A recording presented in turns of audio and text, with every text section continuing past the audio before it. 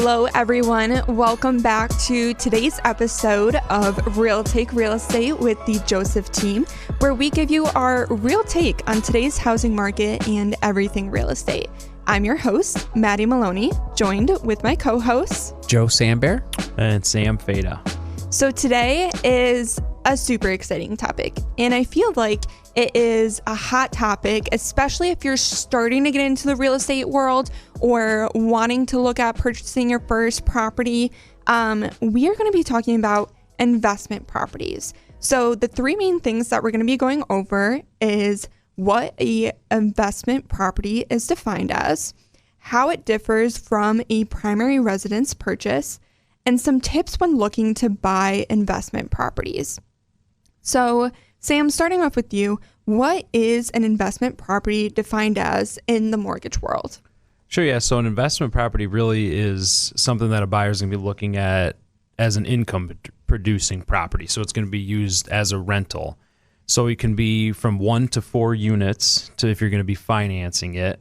The Freddie Mac, Fannie Mae don't allow anything more than 4 units. So there's different levels of down payment that start from a 1-unit property, and then there's a different tier for 2 to 4 unit. With the 1-unit property, you can do as little as 15% down, and if it's a 2 to 4 unit, you're going to be looking at least 25% down. But really, the overall definition of an investment property is a property that you plan to rent out to an individual or a family that's going to be using it as their residence where they're going to be living. Exactly. And so now, how would a purchase of an investment property differ from a primary residence purchase? So say that someone has already gone through the process, they have their own primary residence, now they're looking at expanding their real estate portfolio and obtaining their first investment property. What can they expect that is going to be different from that initial primary residence purchase? Maddie, I think people are kind of surprised to hear that when they go to buy a 1 to 4 unit investment property, that it follows a very similar path as a primary residence when they bought their other house, and that the programs and the rates are very similar as far as we're not doing a commercial loan. Mm-hmm. We're not doing, most likely, there's not a balloon feature. There's really not. When you do get above 4 units, then you're looking at a commercial loan, which we can handle as well, but it's outside of Fannie and Freddie's purview. So they've kind of defined 4 units as their max amount of units. But the timing and the process will be very similar to a purchase of a private residence or a second home. We'll follow the same pattern of getting pre-approved, getting your team put together, including your realtor, who can start looking for these homes for you. And it'll just kind of follow that same pattern. A little bit more due diligence will be typically done as far as maybe the inspection. A lot of times there'll be a conversation of the licensing. So there's certain cities where you have to get approved for a license to rent. That's probably one of the different dynamics that can be done pretty easily as far as research on that. That's one thing you run into during the process too. If the current or previous owner let it lapse, that can delay something. So make sure you're checking into that when you're first initiating the purchase. Yep, exactly. And then the down payment, Sam alluded to, a 1 unit investment property traditionally is 15% down. With you'd have to get mortgage insurance. 2 to 4 unit, you're going to find it's traditionally 25% down. And a lot of times when people call us and say, "Hey, what's a good down payment?" I would answer that usually 25% down. Even if you can do 15, usually the rate's adjusted, the mortgage insurance. If you can get Costs to 25, usually the rates get a little bit more in line with the primary residence. But with that being said, I would say rates are higher on investment property always than a primary residence. Usually I would say 0.5% to 1% higher, depending on all the dynamics and credit scores and the market conditions. But it is the one wonderful thing about it is, and you can't get this really with a commercial loan, you actually can get a 30-year fixed rate. That's what's really an advantage of using a residential mortgage for an investment property is that uniqueness of getting a 30-year fixed. So you can kind of see what your cash flow is going to look like. remember that 30-year fix is going to stay like this and stay flat, and the rent ideally is going to go up over the 30 years. So it's a really nice situation from that perspective. Because a lot of times too, with a commercial loan, you're going to have that balloon payment, like you mentioned. Every 5 years, 10 you're years. Have to recertify the loan and requalified for the loan over and over, where that and the cost involved. Fixed. Yep, absolutely. So it's a great way to get into investment real estate. Definitely. So one thing that I do want to bring up, so with the products that we've been previously talking about, with an investment property needing 15% down, that is an investment property that you are not going to be living in. This is solely for investment purposes. Now, for someone that's looking to get into real estate, maybe you're currently renting and you don't have your own home, a really great way to kind of get into the real estate business is maybe purchasing a duplex or a 3 to 4 unit where you live in one of the units, but then you can rent out the other unit. And we just had a really exciting announcement that with Fannie and Freddie now, if you are living in the unit, but it's going to be used as an investment property, but as long as you're living in one of the units, you can do as little as 5% down, which means that you would live in one and then you can rent out the other the other 3.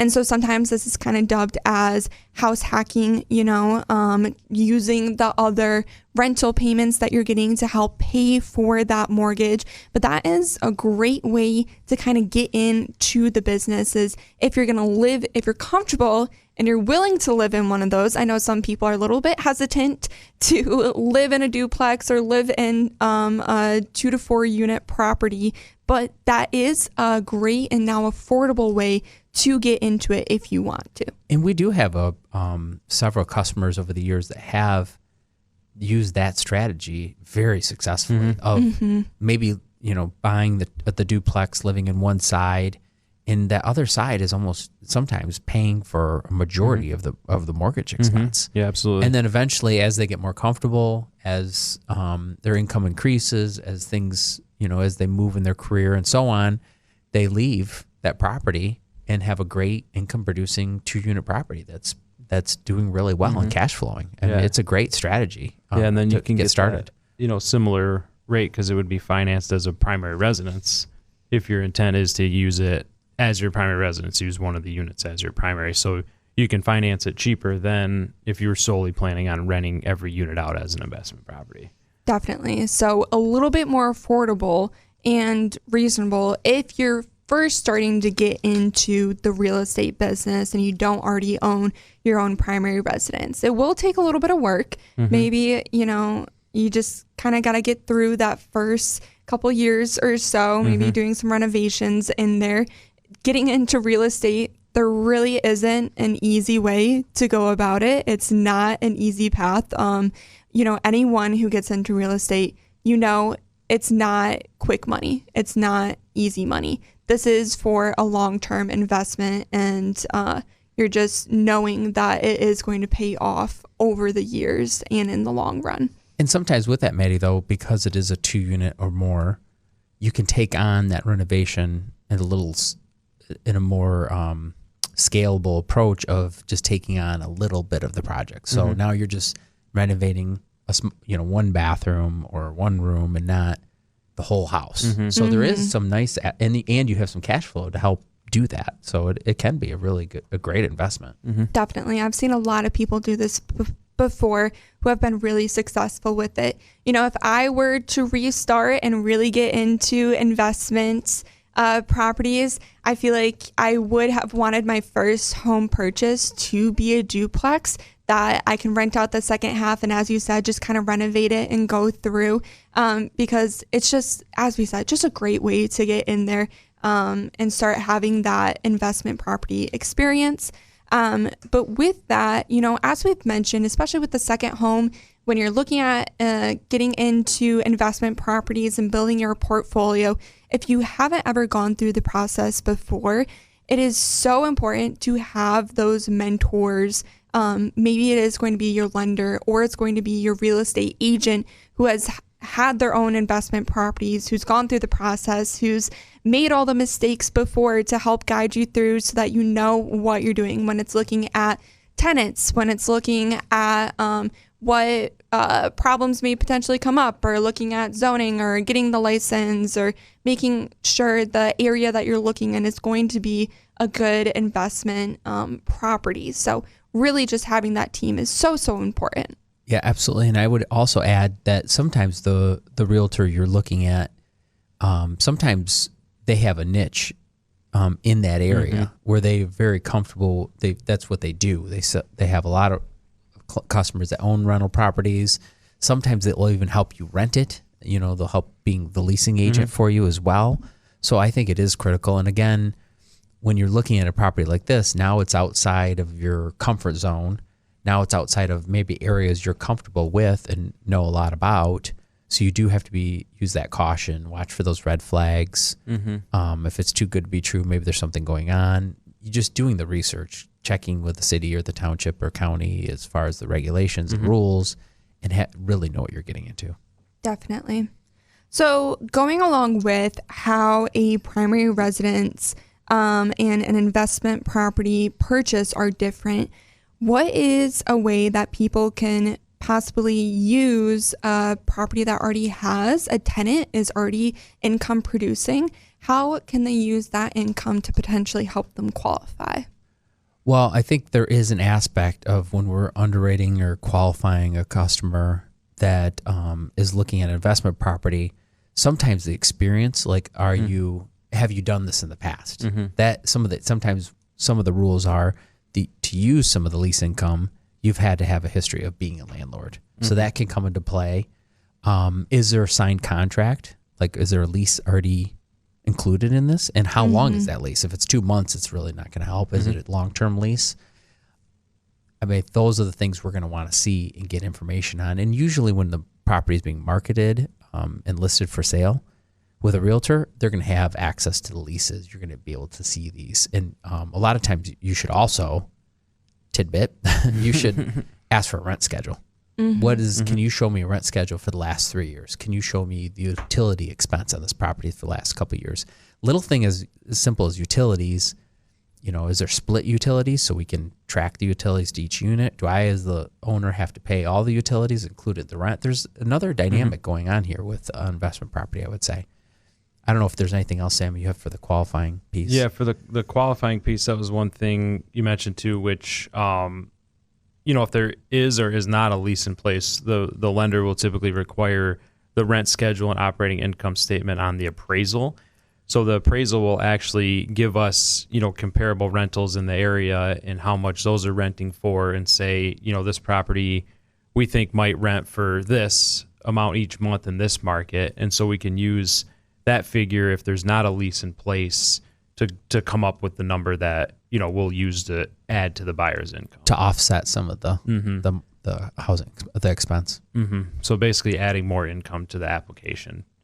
And if you own multiple investment properties, we're going to look at your tax returns and look at how each one of those properties are doing, whether there's a loss or income. So that's part of the equation too.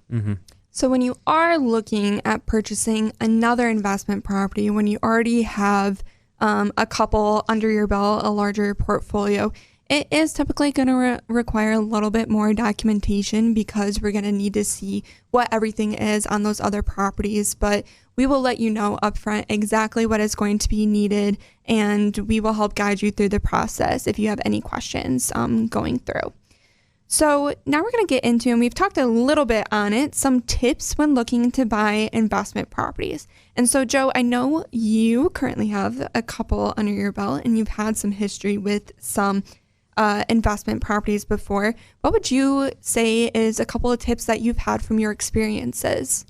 Well, a couple tips is, the first thing I would tell anyone looking to get into rental properties or investment properties is don't anticipate any cash flow. Don't rely and think that you're going to start this process and immediately you're going to get monthly residual income. That is very unlikely to happen, and only would happen if you put a huge chunk of cash down or paid for the property via cash. So when I look at a rental property, investment property, I'm looking very long term. I'm looking 10, 15, 20 years out, because what's going to happen is I'm going to have a fixed mortgage payment, and then that the rental income is going to increase with inflation, cost of living adjustments, and then I'm going to be in a situation where now I've paid down this mortgage. So two things are going to be happening at the same time. A renter is helping me pay down this mortgage, so my investment, and my cash flow is going to improve on a monthly basis, month after month after month. So you are in a position at the end where you are cash flowing and you have this asset when it's all said and done. So I think one of the biggest tips is not getting too far ahead of yourself and thinking that you're going to have some of this residual income, because it's very unlikely. When I do have some income, that's a great time to put it back into the property, like fix up something, do the windows, do the roof, start taking care and maintaining the property.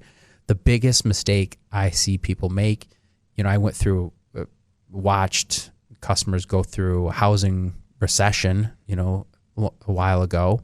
And the biggest mistake people were doing after that is the properties decrease in value pretty dramatically. So there's some good opportunities to buy investment properties. And they're not just buying one, they're buying 6, 7, 8, and they got way ahead of themselves. A couple properties stopped cash flowing and kind of had a problem. So if you are going to get into the investment game, I think long term, and slowly add properties. Don't add more than one a year. Don't get too aggressive. Definitely. And you have to be aware that just like with any home, there's going to be those unexpected expenses that come up that you have to be prepared for. And there's also going to be those times that maybe you thought that you're going to have it rented out for the entire year or something falls through. You have to take it into account that, there are most likely going to be some times where you're not going to be making anything. It's going to be vacant. And you just have to be prepared that there's a lot more things that can come up with an investment property that can maybe you weren't aware of that you haven't run into with a primary residence. So then when looking at maybe getting your tenants for your investment property, if you're going to do a long-term rental, Joe, what have you seen in your experience before? What has been the best way to go about that? Again, I think it's having a good person on your team. I always recommend using a realtor as a leasing agent to help you to list the property for rental, and having a professional in that area who's familiar with some of the pitfalls and what to look for in a tenant and what the area market rent should be. We see too many times investment properties, the landlords sometimes will even market the property below market rent because they didn't have expert look and see what the market rent is. They just kind of guessed, or it's always been that way, so I'm just going to keep it that way. That's not a good strategy. No. Yeah. Because sometimes these can roll in and all of a sudden the tenant's there 5 years and you have below market rent for 5 years. It's not a good strategy. Definitely. All right. So we've kind of gone over the best way to get a tenant. We've gone over, making sure that you have that team, those mentors who have gone through it before you and are able to help you navigate this new area. Now, going along with that, with having a realtor and having a team behind you, is making sure when you're looking at the area that you want an investment property in. Maybe you're like, oh, I know this area is booming, say like Traverse City area. This area is booming. A rental property is going to do so well up there. And you buy a property and you go to rent it and you're like, oh my gosh, the short-term rentals aren't available in this area. And I have heard of that happening and people just not doing their due diligence. They just kind of think like, oh, this is a booming area. Of course I can rent it out. But then you didn't really dive a little bit deeper into that. So that is where having that real estate expert in that area who knows the questions to ask and to help guide you, because there are going to be a lot of things that come up that you just weren't aware of before. Including sometimes the reverse can happen, Maddie, too, where you are looking at a property, it's not licensed, but it can easily be licensed. And if you had the right person involved, they know the parameters of what to do with the city or the township to how to advocate to have it rented. So definitely, so it's really just having that team of knowledgeable experts that can help guide you along the way, like having the mentor, like you said, is crucial because they've gone through the steps. They know what to help you look out for to get started. So definitely ask all those questions, get people in your corner. And Exactly. And, one thing about the market that we're in right now is, people have said, oh, it's a terrible time to buy. Rates are so high. We have seen people still purchasing investment properties and are being really successful right now. So I just want to put a note out there. Don't let rates scare you away. There's always going to be a time in the future to refinance, but if you are in the position where you have the money to buy and you are prepared, you've done the due diligence, you've gone with your realtor and maybe a property has come up, there are still so many opportunities, even in a high rate environment, where you can be successful and set yourself up for success in the future when lots of people have kind of given up or just kind of are stationary and not going to make any moves because everyone's so scared in this market.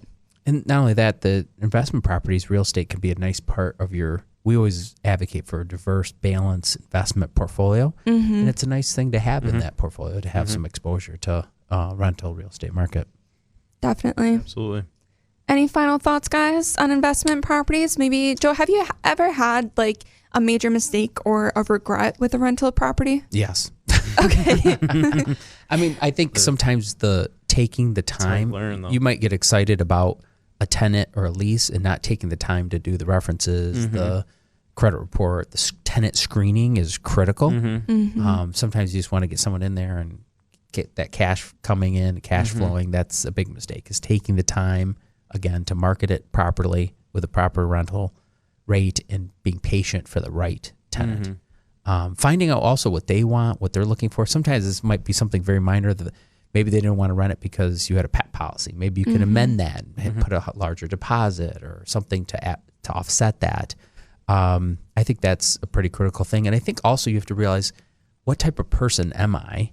What do I like? What don't I like? Do you like getting a phone call at 10 o'clock at night saying the sink's not working or the furnace is not working? Does that bother you? If it does, this might not be the right thing for you. Or if you still want it as an investment, maybe that is when you bring in there are definitely property managers that will take those calls for you and will take care of everything. There are property management companies that will take care of every aspect of a rental property. And so if you want that just as your investment, I think, again, it's going into planning in advance and seeing, okay, what kind of person am I? What do I like? What don't I like? And if you don't like that, either don't get into that or make sure you have a good property management company that can handle those phone calls. So just don't think right off the bat, oh, I bought a rental property, I'm going to make money. Take those right steps, figure it all out ahead of time as best you can. Definitely. I'd say one of the best ways that I've learned and gained experience on different investment properties is, of course, listening to different podcasts. There's also a book that I read from Bigger Pockets that had a great, just basically like an instructional manual on things to look out for when looking at an investment property, when's the best time to buy, what to look out for a tenant. So just do your research. Grab those books, go to the library, listen to as many podcasts as you can, and just try to get as many different points of views and people's experience, because that's how you're going to learn, is learning from other people's mistakes. And people are, mentors are so willing to help and share their mistakes that other people don't have to come through and kind of go through the hard learning lessons that they did as well. So don't be afraid to, listen. Obviously start with our podcast, but then read some books, ask your mentors what they listened to, what they read, and just start the learning process. Even if you don't think that you're going to own an investment property for 5-10 years, learning now and just kind of starting to build that knowledge is going to be the best thing for you. And the last thing I would say is there's no quick get rich. Even though you see a lot of things on social media or the news of, join my seminar to buy all these rental properties and create all this wealth overnight. And it's not. Find some of those people first before you get into that. Find a mentor, like you said, that owns property. And I'm sure they're going to tell you slow and steady is the way to do it. And it's going to be For sure. long-term investment, but it's going to be so beneficial in the future and just provide so much financial freedom when you are ready to maybe sell those properties, or once they are, once you've paid off the mortgage and now it's just solely a cash flowing property. Like, it's not going to be right now though, but in the future, it's just going to set you up for that financial freedom that you are looking for. And that's what we're really here to help you obtain that financial freedom through real estate. So that's why investment properties are so exciting.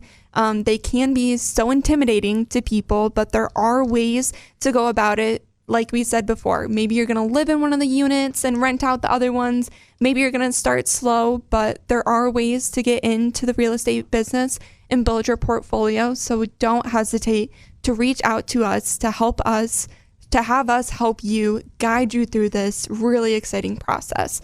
And again, now is still a great time to buy and start building your real estate portfolio. All right, so that was it for today's episode of Real Take Real Estate, where we went over everything that you need to know about purchasing an investment property. If you have any follow-up questions, please don't hesitate to reach out to us. If you liked today's episode, give us a 5-star review, leave us any comments that you have, and we look forward to having you on our next episode of Real Take Real Estate with the Joseph team. Thank you so much.